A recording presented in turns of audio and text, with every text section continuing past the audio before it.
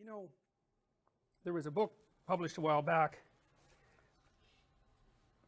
Tom Hanks was in the movie. He was a Harvard professor who went around solving symbolic mysteries. Do you remember? What was it called? The Da Vinci Code. Everyone liked that. It sold a lot. And you know, it was full of little mysteries, and it was full of hints that there was more to the world than you think, and which is definitely true.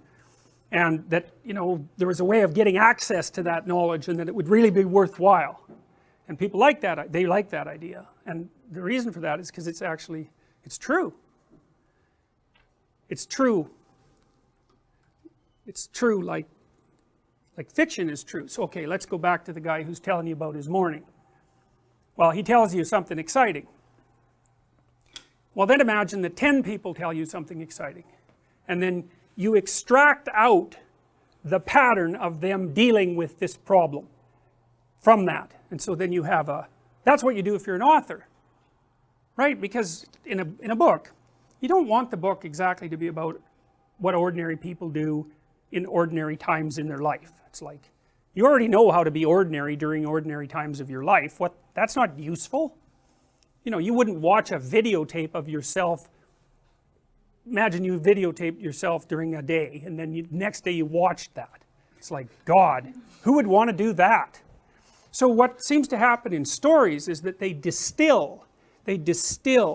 So they watch people watch people, and then they tell stories about what they see, but they leave a lot out of those stories. Everything that's boring, hopefully. And then more and more stories about exciting things get sort of aggregated, and then maybe a great writer comes along and writes something really, really interesting. Profound character transformations. And then you say, well, that's fiction. And then you say, well, that's not true, because it's fiction. But then maybe that's not right. Maybe it's more than true. Because who wants the truth? The truth is mundane reality, and you've already got that mastered. What you want is the distillation of interesting experience. And you might think, well, why is it interesting? Well, that's a really good question, because you don't actually know. And believe me, you really don't know, because you'll be interested in things that just don't make any sense at all. I'm going to walk you a bit today through Pinocchio, and we'll do that more the next time too. You know, but I want to tell you a little bit about that movie to begin with, just so you know how crazy you are. So, you know the plot. How many people have seen the Disney movie Pinocchio? Okay, so lots of people. So that's strange enough in itself that so many people have seen it, and it's worth thinking about. You know, you tend to show your kids that movie, but you think about the movie, you're doing some pretty weird things when you're sitting there watching that movie, man. First of all, it's drawings, right, and they're low resolution drawings. You don't care, and you watch The Simpsons, or maybe what's that called? The one that's been concentrating on political correctness so much. South Park. God, that animation, man, it's just awful, right? It's just horrible. It couldn't be worse. You don't care. Like round heads, smile, little bit of shuffling. That's a person as far as you're concerned. It's just irrelevant, and if it was higher resolution, it wouldn't help. You just need the bare bones, right, to hang your perceptions on. So you watch this drawing, that's Pinocchio, beautiful drawings, animated in a sequence.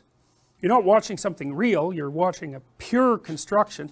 And then you think about the plot, it's like, it's completely absurd. Everything about it is absurd. It's like, well, one of the characters is a bug, and he turns out to be like the conscience, and so what the hell is with that? And then another character is this puppet, marionette, and you know, somehow he gets free of his strings and then goes on this adventure, and then you know, he gets enticed into various nefarious places by a fox and a cat, and then he rescues his father from a whale, and you don't even know how his father got in the whale. It's like the last time you see his father, he was in a rainstorm, and the next thing that happens is he's in a whale, and you're sitting there thinking, hey, no problem, this all makes sense. It's like, what, really? Why? How does that make sense? Well, the answer is you don't know. That's the thing that's so cool. You don't know. You don't even know what you're watching. But it doesn't matter. You watch it and you're interested in it. You want to see what the hell happens to this puppet. You want to see if he ends up becoming a real boy, because it seems important. Well, you say, well, is Pinocchio true? Well, that's a stupid question. It's partly a stupid question because the answer is it depends on what you mean by true. And it isn't obvious to me what you should mean when you say that something's true. And the reason it's not obvious is because we have this idea in our society, and it's a very profound idea, and that idea is that the ultimate truth is scientific truth.